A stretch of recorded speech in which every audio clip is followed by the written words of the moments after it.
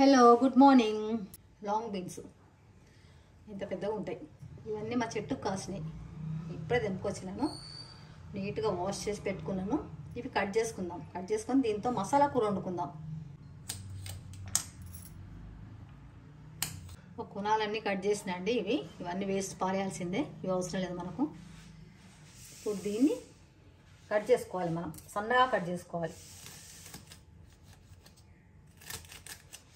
ఇట్లా కట్ చేసుకోవాలి. అన్నీ కట్ చేసినండి.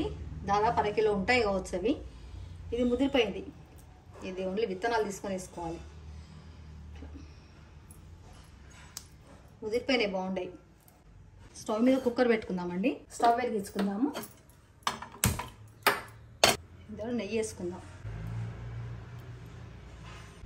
దీంతో 2 స్పూన్లు నెయ్యి వేడైంది. మినపప్పు, శనగపప్పు, ఆవాలు, జీలకర్ర వేయించుకోవాలి మంచిగా. ఇవి వేగగానే లాంగ్ బీన్స్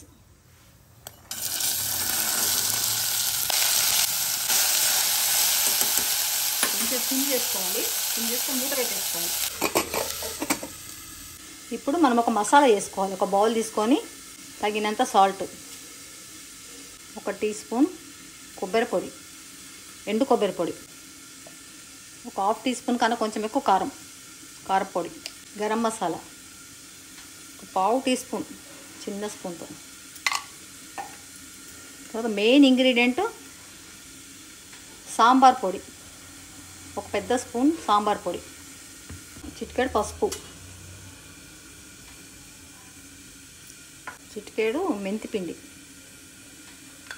ఒకసారి మూత తీసి చూద్దామండి కూరని. మంచిగా వేగుతున్నాయి. 1/2 టీ స్పూన్ అల్లం ఎల్లిగడ్డ పేస్ట్ మంచిగా కలిసేట్టు కలపాలంతా.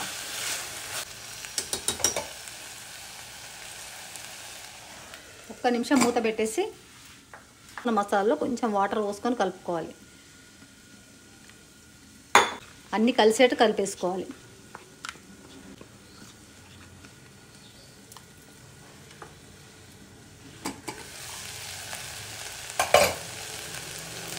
ఇప్పుడు ఈ కలిపిన మసాలాలన్నీ ఇందులో పోసేసుకోవాలి.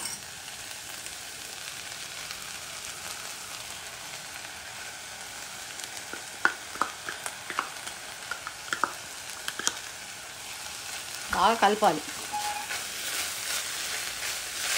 పట్టేట్టుగా బాగా కలుపుకోవాలి మంచిగా. ఒక్క నిమిషం మూత పెట్టేద్దాం. ఒక్కసారి మూత తీసి చూద్దామండి మసాలాలన్నీ పట్టినాయో లేదో. మంచిగా మసాలంతా పట్టినాయి. మంచి స్మెల్ వస్తుంది సాంబార్ పొడి. అప్పుడప్పుడు సాంబార్ పొడితో కూర చేసుకుంటే చాలా బాగుంటుంది.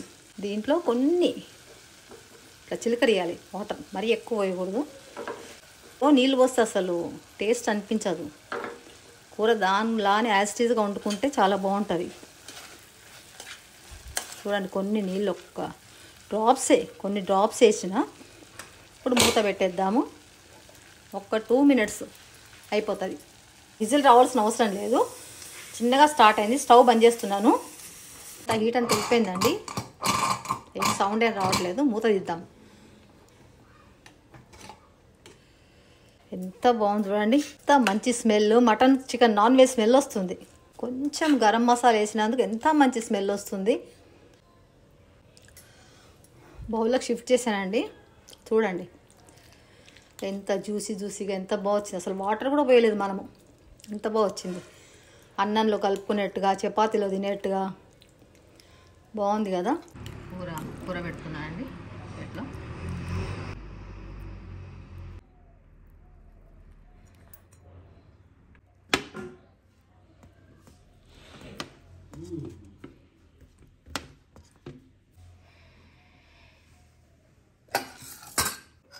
ఇది చట్నీ.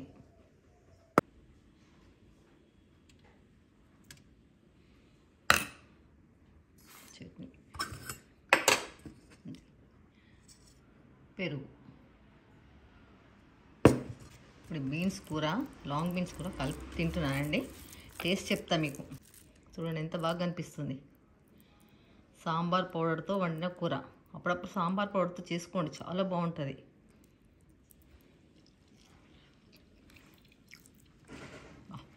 చాలా బాగుందండి. తీసుకోండి, తినండి, ఎంజాయ్ చేయండి. వీడియో నచ్చితే లైక్ చేయండి, షేర్ చేయండి, సబ్స్క్రైబ్ చేయండి. Thank you.